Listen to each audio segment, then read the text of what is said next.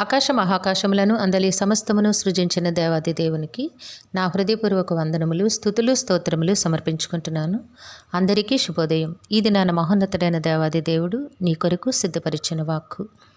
రాజు వర్తమానము పంపి అతని విడిపించెను, ప్రజల నేలినవాడు అతని విడుదల చేసెను. దేవుని నామమునకు మహిమ కలుగును గాక. ఈ మాటలు కీర్తనల గ్రంథము 105వ అధ్యాయము 19వ వచనంలో వ్రాయబడి ఉన్నవండి. ప్రియమైన నేస్తమా, నీ దేవాది దేవుడి దినాన తన పరిశుద్ధ వాక్కును నీకు అనుగ్రహిస్తూ ఉన్నారు. నీ జీవితంలో నీవు కూడా ఎంతో భయంకర, ఇబ్బందికర, వేదన, చింతతో కూడిన పరిస్థితులను అనుభవిస్తూ విడుదల కొరకు ఆశతో ఎదురు చూస్తూ ఉన్నావా నేస్తమా?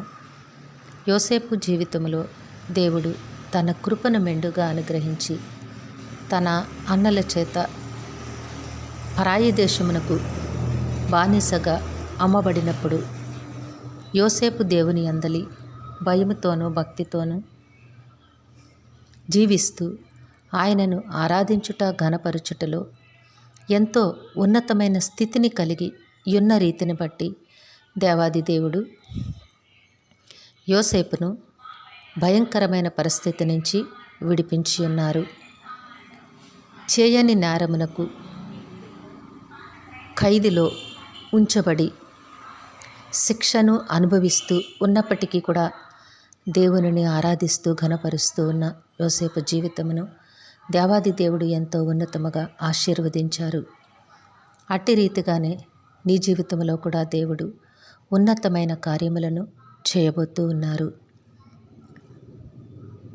బందీగా చెరసాలలో ఉంచబడిన యోసేపు దగ్గరికి రాజు చేత వర్తమానము పంపించి విడుదలనిచ్చి ఉన్నతమైన స్థానమందు కూర్చుండబెట్టగలిగే ఆ స్థితిని దేవుడు అనుగ్రహించిన రీతిగా నీ బ్రతుకులో కూడా నీవు అనుభవిస్తున్న ప్రతి విధమైన విపత్కర పరిస్థితుల నుంచి దేవుడు నిన్ను విడిపించి ఆశీర్వాదకరమైన స్థితి యందు నిలువబెట్టనై ఉన్నారు.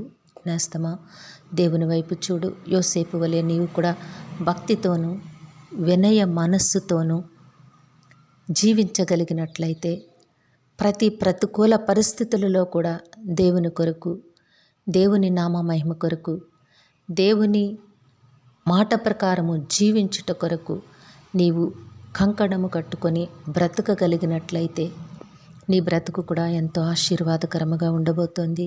నేస్తమా, నీ ప్రతి స్థితిని ఎరిగి ఉన్న దేవుడు నిన్ను కూడా విడిపించి ఉన్నతమైన స్థలముల యందు, ఉన్నతమైన ఆశీర్వాదములపైన దేవుడు నిన్ను నిలువబెట్టనై ఉన్నారు. తప్పకుండా నీ బ్రతుకులో దేవుడు మహోపకార్యములను అనుగ్రహిస్తారు. దేవుని యందలి భయముతోనూ భక్తితోనూ విశ్వాసముతోనూ నీవు అడుగులు వేయి. దేవుని ఆశీర్వాదమును తప్పక పొందుకుంటావు.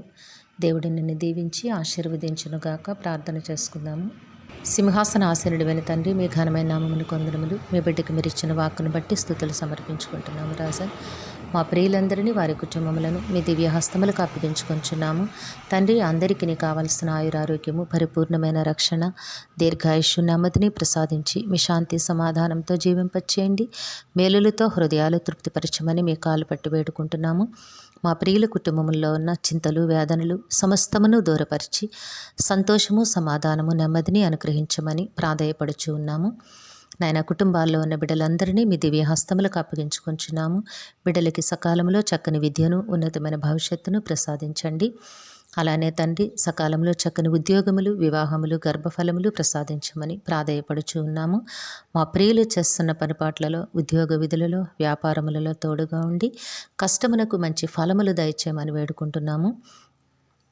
ఈ దినము పుట్టినరోజు, వివాహదిన మహోత్సవములు జరుపుకొంచిన బిడ్డలందరికీ మీ ఆశీస్సులు, దీర్ఘాయుష్ను అనుగ్రహించి మీ కృపలో నడిపించండి. నాయన, కుటుంబాలలో ఉన్న నాయన ప్రతి వేదనకర పరిస్థితుల నుంచి విడుదల కలిగచేసి నెమ్మది, మీ శాంతి, సమాధానము అనుగ్రహించి మీ కృపలో జీవింపచేయమని ఈ ప్రార్థన మా రక్షకుడును మీ ప్రియ కుమారుడైన యేసుక్రీస్తు వారి అతి శ్రేష్టమైన నామమున అడిగి వేడుకొనుచున్నాము తండ్రి.